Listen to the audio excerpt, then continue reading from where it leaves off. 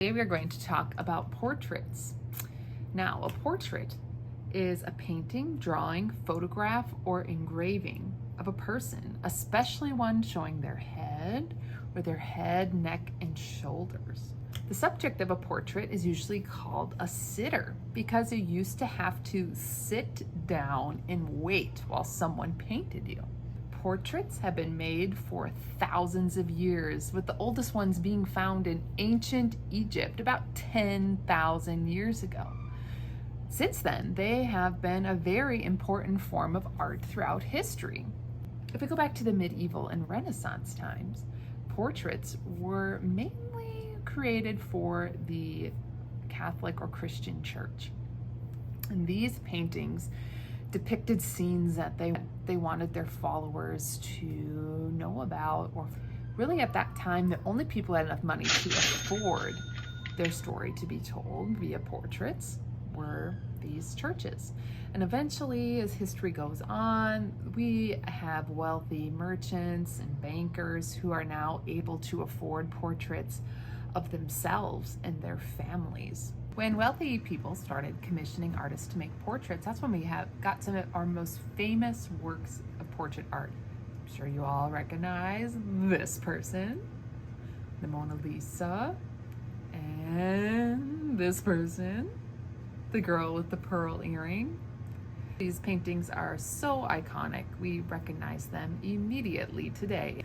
These were paintings that were made possible because people had money and were able to pay the painters to paint their portraits. So during these times, there were a lot of humans that were living that were never ever painted. There are people whose stories we will never know because they were not wealthy enough to pay someone to make their portrait. And their stories were probably really worth telling and worth hearing, but they are lost to history. These portraits tell us a story about the person, and a lot of times there's hidden clues. So you need to kind of put on your mystery solving hat and look carefully at these pictures to see what the artist is trying to tell us about the person in the painting. So let's look for clues. We're going to start with this portrait of Queen Elizabeth I. It is called the Rainbow Portrait, painted between the years of 1600 and 1602. And there's some arguments about who actually painted this picture. So we don't actually really know who painted it. But I want you to just pause the video and look carefully at this photo and tell me what you see. There's a lot of hidden symbols that the artist has put on the painting to tell us about Queen Elizabeth I. And to maybe not tell us the whole truth about her. So let's carefully take a look now.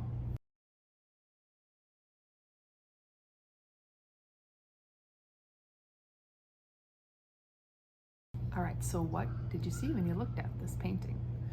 Well, one thing that I want you to know about Queen Elizabeth when she sat for this painting, she was the sitter, is that she was almost 60 years old. And if you kind of look at this painting, we could tell right away that it is not being truthful because she does not look like a 60-year-old person. She was portrayed very youthfully, and the artist wanted us to get this idea that she was very young. It's kind of a way to show her goodness. Like, she doesn't even age, she's so good. It's interesting, isn't it? Also, in her hand, that is supposed to be a rainbow. I know it looks kind of like a glass tube, but that is a rainbow, and that is making a reference back to the Christian story of Noah, where God created a flood.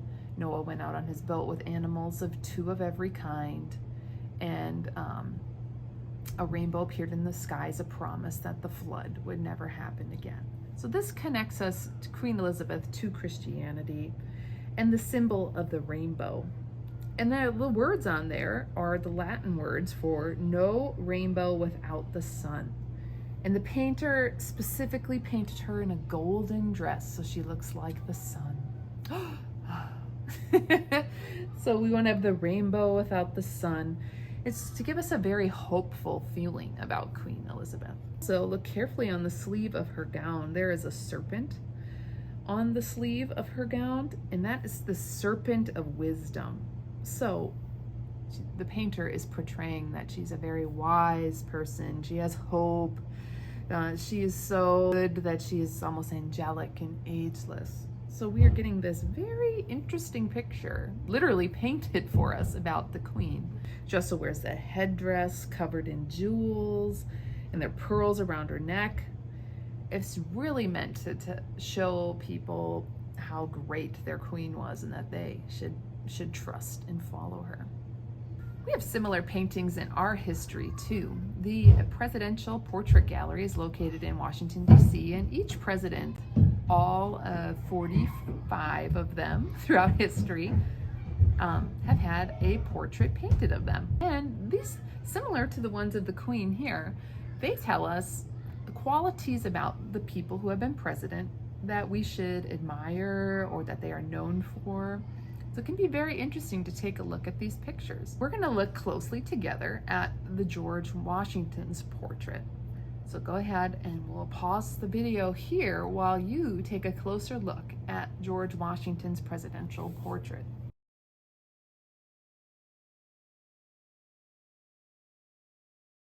So this piece of art is very interesting because when it was painted, we didn't know what a president was supposed to be. America was brand new. The founding fathers didn't know if the country was going to survive or not. And so this painting had to depict to everyone what we should expect from a president. One of the first things you'll notice compared to our picture and friend Queen Elizabeth I is that he is wearing very plain clothes. He's just wearing a black suit. He did not dress up and wear his fancy regal outfit like the Queen did in hers. And that tells us an important message about what we should expect from our president. Also in this painting, there's a symbol of a rainbow, just like we saw in Queen Elizabeth's portrait. It is showing that the storms of forming the country have passed, a rainbow has come out, and it really symbolizes hope again, just like we saw in the other painting. Also on the chair, if you look very closely, there's a symbol of the United States flag. There are also two eagles on the leg of the table, and the arrows, and they are holding arrows symbolizing that they are ready to fight for their freedom. There's also many books in the painting. That symbolizes George Washington's military knowledge. So it's really kind of interesting to look at this painting in comparison to Queen Elizabeth's painting, because it's really making a statement about what a new president should be and what we should expect from them. So let's just take a second here and we'll look through a few more presidential portraits. And I want you to look carefully for any other symbols that you might see.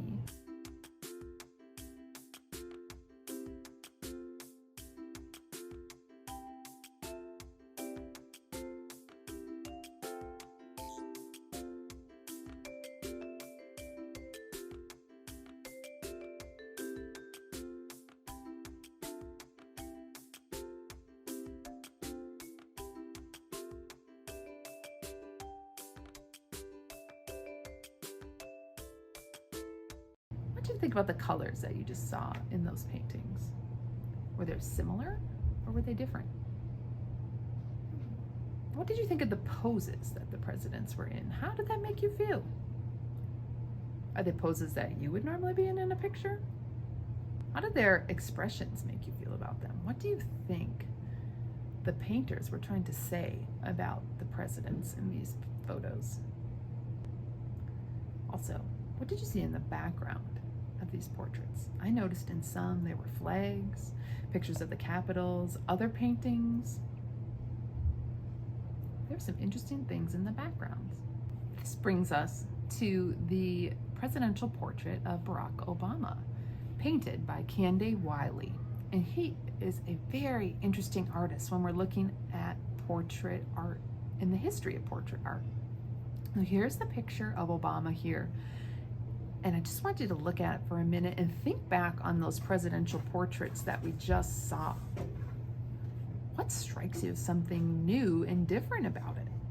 So one thing that the art world loves about this painting is that it goes back and it looks at some of those old presidential portraits and uses some of those elements, but also brings in new and interesting elements. For one, this portrait is not painted in an office. It is painted in what looks like a garden setting. One thing that is really cool about the background is that there are flowers from places that are important to Barack Obama's history. There's African blue lilies, which symbolize Obama's father's home of Kenya. There's chrysanthemums, which are the official flower of Chicago, where Barack Obama spent most of his career. There are Arabian jasmine, which thrive in Hawaii, where Obama grew up. So there is significance in the background, but it is not an office like a lot of the other portraits that we saw. Also, Barack Obama's positioning is a lot different than the portraits that we saw before. We saw a lot of presidents standing, slightly turned, arms crossed, looking. Sometimes they're even looking away. They're not even looking at you as the viewer. And in this portrait, Barack is seated and leaning forward and looking at the viewer. And if you were to see this painting in real life, it is a 7 by 5 foot painting. He's almost larger than life in the real painting. And people who have seen it in person say that it looks like he is looking right at you all the time, ready to listen, ready to have a conversation. This portrays a level of openness and something that was very important to Barack during his presidency. It's also a nod back to Abraham Lincoln's portrait. If you go back and take a look at it there, he was also seated in the same way. This is something that happens in Kehinde Wiley's work often. He goes back and takes a painting from history and reimagines it with African Americans at the center of the portrait. This is a big deal because traditionally in portrait history, there are no people of color portrayed in portraits. Wiley also uses some of those symbols that we saw in other portraits that we looked at the beginning of the video to portray a sense of power, respect, and nobility in his paintings. Also, notice those bright, colorful backgrounds. That is a signature of Wiley's style.